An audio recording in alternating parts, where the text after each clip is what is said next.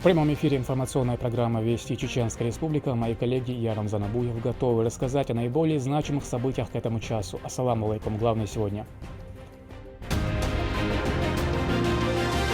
Один из 5 столпов ислама.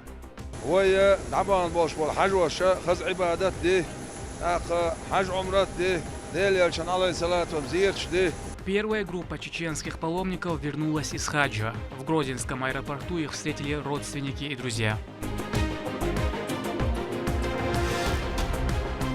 85-летие самбо. Мы сделаем все необходимое для того, чтобы еще улучшить те условия, которые сегодня уже созданы для развития непосредственно самбо и дзюдо в Чеченской Республике. Чеченское отделение партии «Единая Россия» организовало первый форум в рамках федерального проекта «За самбо». Какие предложения обсуждали на мероприятии? Первый вуз страны. Преподаватели, которые будут вести образовательный процесс в филиале, это будут ведущие профессора и преподаватели московского филиала, именно те, кто ведет непосредственно обучение в МГУ. В Грозинском филиале МГУ идет приемная комиссия. Сколько абитуриентов подали заявление?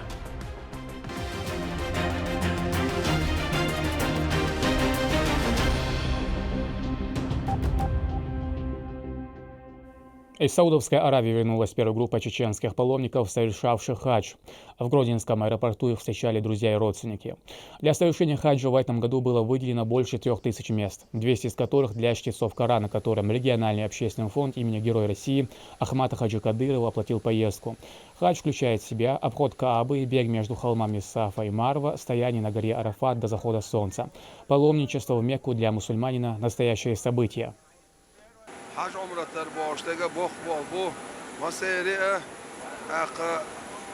حج طبعا باش نه دوانش جوبلوش ياليوش يال غويت باش حج عمرت قبول خل زيرش قبول خل دال مخش مش صباح خيل دال مخش مش بو بيسنر صباح بويل ويا طبعا باش حج وش خز عبادات دي حج عمرت دي ديل يالشان عليه الصلاه وزيرش دي وای پاچ رمضان حج دیلی بیخش وای قام دیلی دیخش اوکراین ما قایقش بول وای وجر دیلی بیخش دوعنش داش قاهیگی وزغلوش دال دوعنش جوب لويل عمل عبادت دال قبول دال. Чеченские бойцы продолжают нести свою службу на территории проведения СВО. В Маринке полк специального назначения «Север Ахмат» ведет наблюдение за обходными маршрутами вокруг населенного пункта и уничтожает укрепленные позиции противника.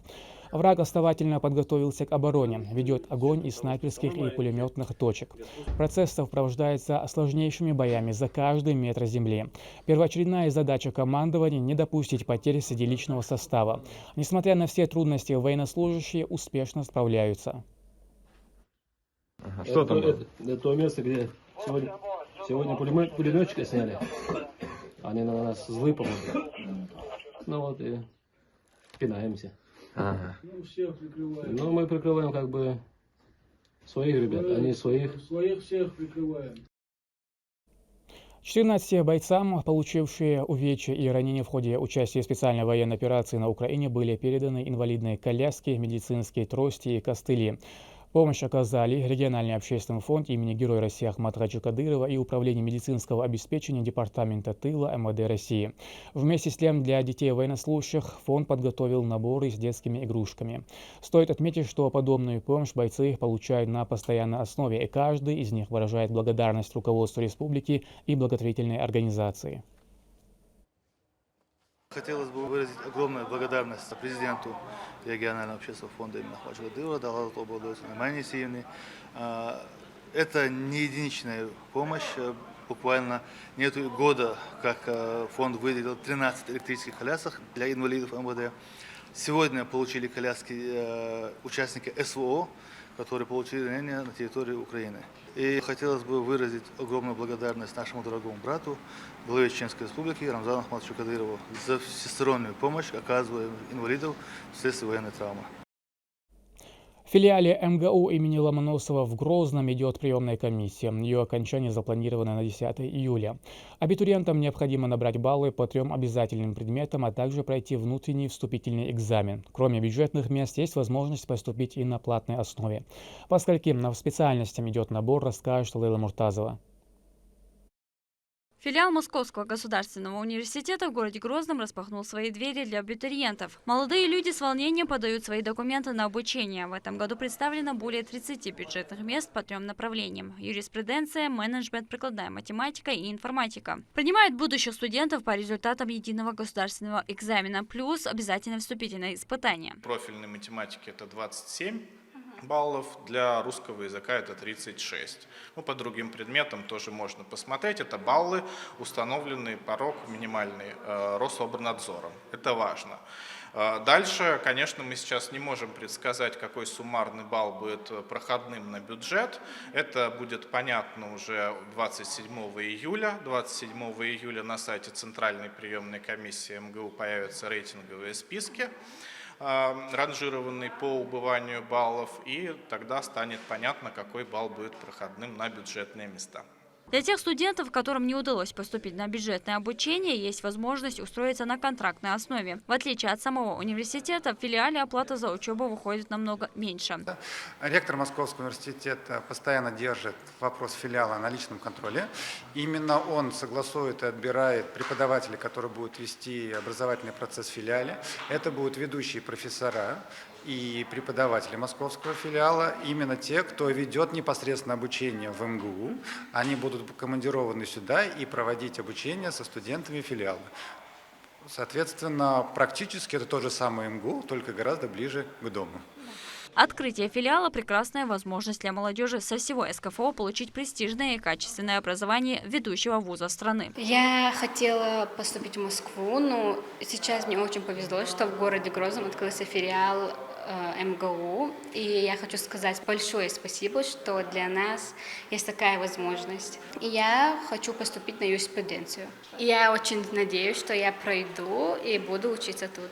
Если говорить о самом филиале, то современный дизайн и масштаб объекта впечатляет. Общая площадь застройки 26 гектаров. Включает в себя современный корпус, 3 из них учебных, 1 главный административный. Также есть общежитие, спортивный центр с бассейном, тренерская, медпункт и другие секции. Помимо непосредственного обучения, здесь можно будет проходить курсы физической подготовки по разным направлениям. Отдельные открытые спортплощадки находятся и на улице. Вся прилегающая территория также обустроена.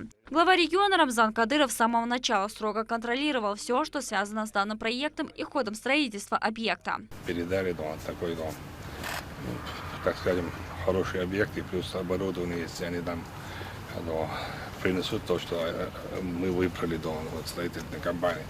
Это для нас очень важно, нужно.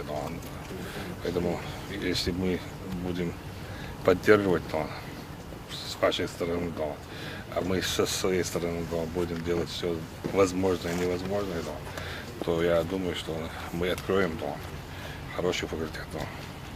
Официальное открытие филиала и сам процесс обучения начнется в начале сентября. Отметим, что приемная комиссия продолжится до 10 июля. На сегодняшний день документы на обучение подали более 70 студентов. Лейла Муртазова, Шейх Мансур Умалатов, Саид Селим Ампукаев, Вести, Чеченская Республика. Патриотическое воспитание молодежи посредством спорта и новые предложения по развитию самбо в регионе обсуждали на форуме к 85-летию самбо, которое провело чеченское отделение партии «Единая Россия». Немного цифр. В республике 1200 профессиональных самбистов, многие из которых мастера спорта. О чем еще говорили, расскажет Турпалали Тайсумов. Самбо – это буквально самозащита без оружия, представляет собой спортивную борьбу, отличающуюся большим разнообразием приемов. В этом году оно отмечает 85 лет. По такому случаю состоялся первый региональный форум в рамках федерального партийного проекта «За самбо». Инициатором стал республиканский отдел партии «Единая Россия». Уверен, что сегодня при поддержке главы республики и нашего партийного руководства мы сделаем все необходимое для того, чтобы еще улучшить те условия, которые сегодня уже созданы для развития непосредственно самбо и дзюдо в Чеченской Республике. Уверен, что и партия «Единая Россия» в рамках своей народной программы, с которой пошла на выборы, будет также активно содействовать развитию этого вида спорта в Чеченской Республике. Это быстро растущий и развивающийся вид спорта в субъекте. Здесь тренируются 1200 профессиональных самбистов, некоторые из которых мастера спорта России. Помощник главы Чеченской Республики, министр по национальной политике, внешним связям, печати и информации Ахмед Дудаев рассказывает, что партия помогает в развитии социальных и спортивных направлений. Единая Россия, она чувствует, знает чаяние, пожелания, проблемы, заботы населения. Все инициативы данной политической партии, они отвечают запросам и пожеланиям наших граждан.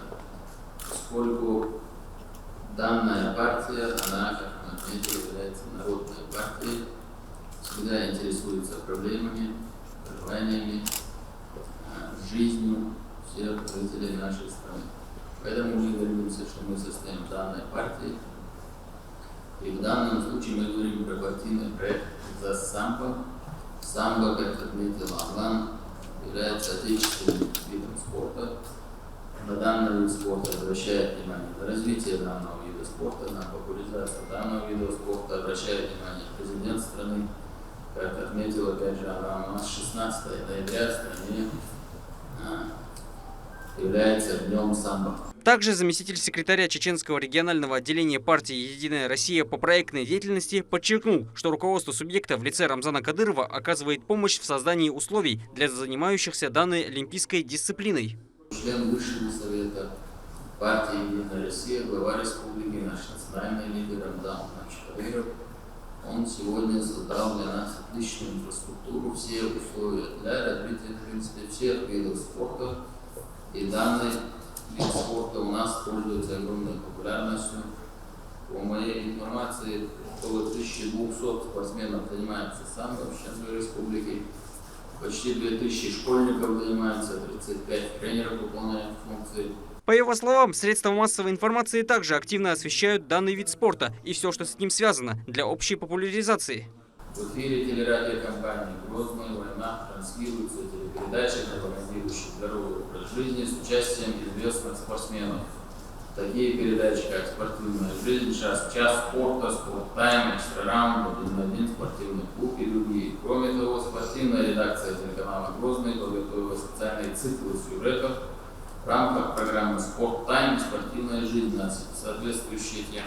Кроме того, тема самбо, данного вида спорта, освещалась в информационно-аналитических программах «Новости», «Новости 7», «Вести Чеченской Республики» и в рубриках на официальных сайтах СМИ.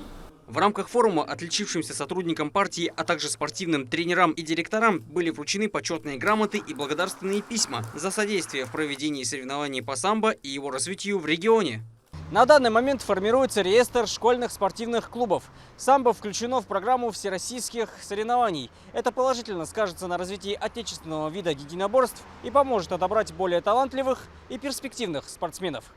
Турпа Лолита Исумов, Исайт Алием Пукаев, Вести, Чеченская Республика. Воспитанникам Дома детского творчества Шейх-Мансуровского района Грозного рассказали о правилах безопасности на воде. Мероприятие прошло на Грозненском море. Участие в нем приняли 50 детей. Специалисты МЧС и Центра медицины катастроф рассказали о правилах безопасности, оказания первой помощи и показали, как спасать утопающего. Также ребятишкам раздали нарукавники и иллюстрированные листовки. До конца купального сезона планируется периодически проводить подобные встречи.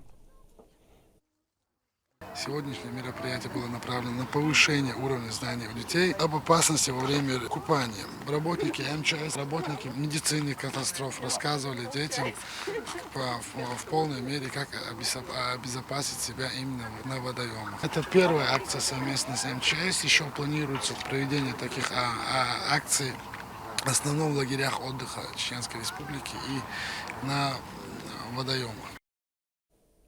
Полюбоваться живописным видом на Сунжу, прогуляться по набережной, приготовить шашлык возле искусственного водоема и уютные домики, дополняющие всю эту красоту.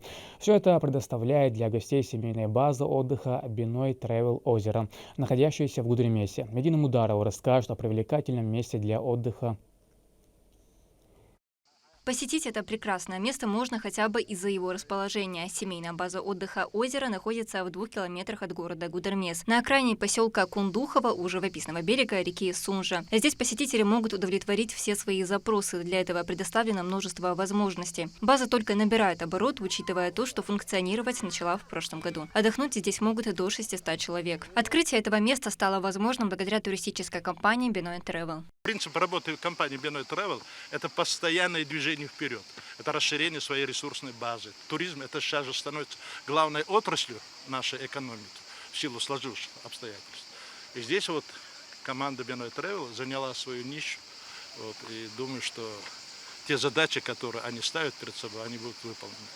На большой территории базы можно найти занятия на свой вкус. Спокойно отдохнуть в уютном домике. На данный момент их пока только 4. И посидеть в кафе над водой. Место пользуется большой популярностью у тех, кто хочет провести день наедине с семьей. Для этого предназначены беседки с мангальной зоной. Идеальное место для тех, кто хочет отвлечься от городской суеты и насладиться природой.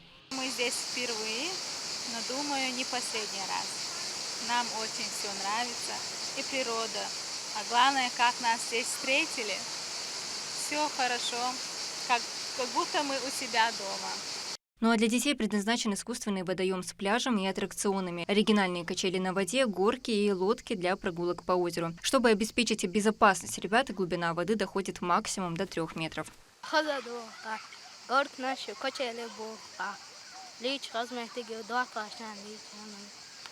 Помимо стандартных видов отдыха, есть и самые необычные, например, собственный заповедник. Здесь обитают дружелюбные животные, которых можно покормить и погладить. Это ослики, пони, лошади, верблюды, олени и даже белки.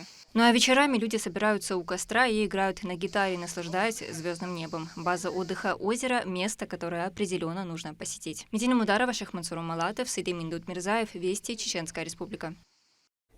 К этому часу это все события. Еще больше новостей вы можете узнать на наших социальных платформах и в приложении «Смотрим». С вами был Рамзан Абуев, и пусть в вашей жизни будут только хорошие вести.